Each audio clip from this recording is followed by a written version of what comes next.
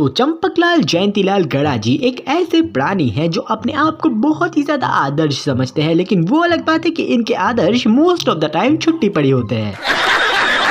क्योंकि इन महाशय को अपना सारा ज्ञान, अपना सारा सिद्धांत, सारा शिष्टाचार तभी दिखाना होता है जब सामने जेठा भाई या फिर पुरुष मंडली होती है। क्योंकि जब कभी भी जेठा भाई या फिर पुरुष मंडली में से कोई उल्टा सुल्टा काम करता है तब चंपक चाचा उनकी लंका लगा देते हैं, लेकिन वो सेम काम अगर टप्पू सेना करे तब कोई गलती नहीं नजर आती चाचा को। रुको मैं तुम्हें एग्जाम्पल के साथ समझाता हूँ, ठीक है। तुम लोगों को एक एपिसोड तो याद ही होगा जब मेहता साहब को पुरुष मंडली मिलकर मसालेदार खाना खिलाने की प्लानिंग कर रहे होते हैं। तो उसी एपिसोड के लास्ट में तुम लोगों को याद होगा जब ये सब लोग पकड़े जाते हैं, यानी कि जब सबको पता लग जाता है कि पुरुष मंडली मेहता साहब को मसालेदार खाना खिलाने वाले होते हैं, तब हमारे चाचा कितना ज्यादा ज्ञान झाड़ते हैं। तब चाचा जी इन सबको बहुत ही ज्यादा सुनाते हैं कि तुम लोगों ने ये बहुत ही ज्यादा गलत किया है, तुम लोगों को क्या जरूरत थी मेहता को खाना खिलाने की जब अंजलि उसको डाइट पे रखना चाहती है, वगैरह वगैरह। लेकिन एक एपिसोड में तुम लोगों को याद होगा जब चंपक चाचा के ये प्यारे दुलारे 30 साल के छोटे छोटे बच्चे लॉकडाउन के टाइम पे सोसाइटी में पिज्जा मंगवा के चुपके से मेहता साहब के घर में घुस के पिज्जा पार्टी करते हैं। लास्ट में जब ये लोग पकड़े जाते हैं तब टप्पू सेना को चंपक चाचा उतना कुछ भाषण झाड़ते ही नहीं है जितना मेहता साहब और इन लोगों को झाड़ा था। जबकि हम लॉजिकली देखें तो पुरुष मंडली की तो वैसी कोई गलती भी नहीं थी, इन लोगों ने सिर्फ अपने दोस्त की मदद करने के लिए उनको मसालेदार खाना खिलाने का ट्राई किया था, जो ऑफ कोर्स फेल हो गया। लेकिन ये लोग तो भाई सोसाइटी में लॉकडाउन के टाइम पे भिड़े भाई की मना करने के बावजूद भी सोसाइटी में अब्दुल भाई से पिज्जा मंगवाते हैं और दूसरे के घर में जाके सिर्फ अपने फन के लिए पिज्जा खाते हैं। लेकिन इतना सब करने के बाद भी इन लोगों को जिस लेवल का पनिशमेंट मिलना चाहिए था चाचा उस लेवल का पनिशमेंट इन लोगों को देते ही नहीं है। लेकिन अब तुम भी सोचो कि इन लोगों के जगह अगर जेठा भाई या फिर पुरुष मंडली में से कोई होता तो चाचा उसकी क्या हालत करते। नहीं, अभी तुम में से कोई बोल सकता है कि वो लोग पुरुष मंडली बड़े लोग हैं तो इसलिए उनको सजा देना जरूरी है, ये लोग बच्चे हैं इसलिए गलती करते रहते हैं। तो सबसे पहले तो भाई ये लोग बच्चे नहीं है, ठीक है। और दूसरी बात, वो चंपक चाचा ही है जो सोसाइटी में हमेशा न्याय की बातें करते रहते हैं, ठीक है। तो इनको तो देखने नहीं चाहिए कि सामने कौन है, जिसने भी गलती की है उसको इनको बस सजा देना चाहिए, लेकिन ये ऐसा करते ही नहीं है। रुको अभी मैं तुम्हें एक और एग्जांपल देता हूँ और वो एग्जांपल है टप्पू सेना के भूख हड़ताल का एग्जांपल। तुम लोगों को तो याद ही होगा कि इन उल्लुओं के सेना ने सोसाइटी में सीजन क्रिकेट किट के लिए कितना ज्यादा बवाल मचा के रखा था, क्योंकि इन लोगों को गोली के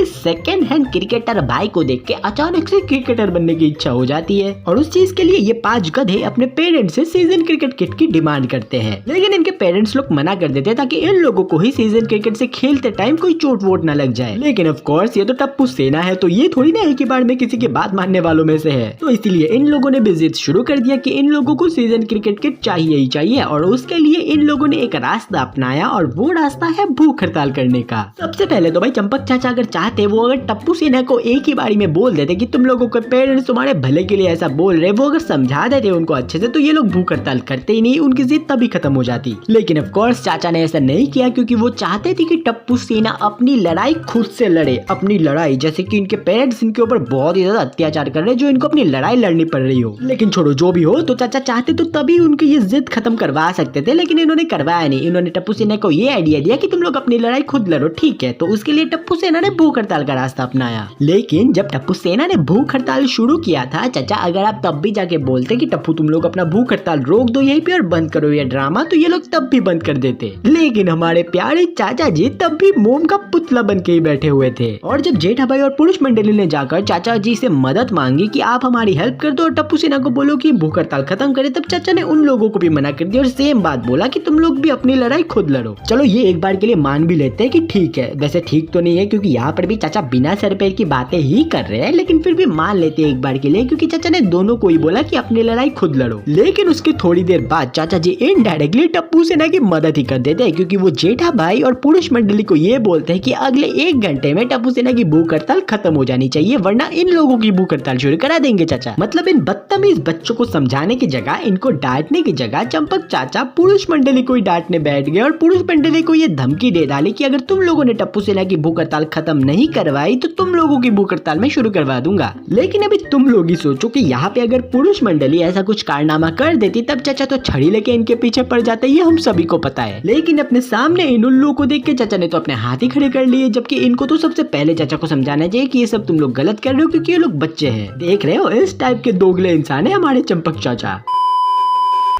सो एनीवेज गाइस, आज के इस वाले वीडियो के लिए बस इतना ही। आई होप तुम लोगों को ये वाली वीडियो अच्छी लगी होगी। सो अगर तुम लोगों को अच्छा लगा हो ये वाला वीडियो तो इसका सेकंड पार्ट भी जरूर से आएगा। सो मैं मिलता हूँ तुमसे अगले वीडियो में बहुत ही जल्द। तब तक के लिए bye bye, tata and see you soon.